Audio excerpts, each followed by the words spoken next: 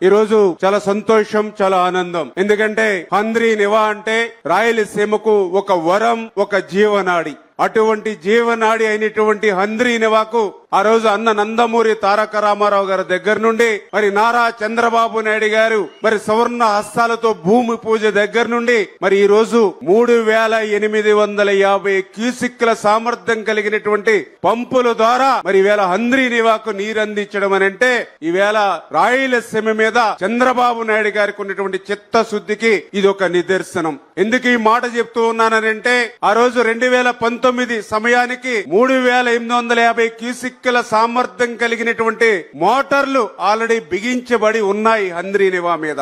ఆ రోజు అధికారంలోకి వచ్చినటువంటి ముఖ్యమంత్రి 2020 కల్లా హంద్రీ నివాను వైండింగ్ చేసి లైనింగ్ చేసి ఆ 3850 క్యూసిక్లు నీరు ఇస్తానని ప్రగల్భాలు పలికాడు. ఒక సంవత్సరం కాదు కదా, 5 సంవత్సరాలు 2019 నుంచి 2024 వరకు 5 సంవత్సరాల్లో హంద్రీ నివా మీద ఒక తట్ట మట్టి తీయలేదు, హంద్రీ నివా మీద ఒక్క రూపాయి ఖర్చు పెట్టలేదు, హంద్రీ నివా మీద ఒక్క అరబస్తా సిమెంట్ పని చేయలేదు. పనులు చేయకపోతే చేయకపోయాడు. ఇంకా ఎంత అన్యాయం అని అంటే ఆ రోజుల్లో ఏదైతే ఆ యొక్క మోటార్లకు అయినటువంటి కరెంటు బిల్లులు కూడా బకాయి పెట్టినటువంటి వ్యక్తి ఆ రోజు ఉన్నటువంటి ముఖ్యమంత్రి. అంటే నాకు తెలుసుండి నేను పరిశీలించిన దాని మీదట ఈ యొక్క రాయలసీమకు ఏ ముఖ్యమంత్రి చేయనటువంటి ద్రోహం దగా జగన్మోహన్ రెడ్డి చేశాడనే దానికి హంద్రీ నివా యొక్క ఉదాహరణ అని చెప్పి సందర్భంగా తెలియజేసుకుంటూ 5 సంవత్సరాల్లో ఆయన చేయనటువంటి పనిని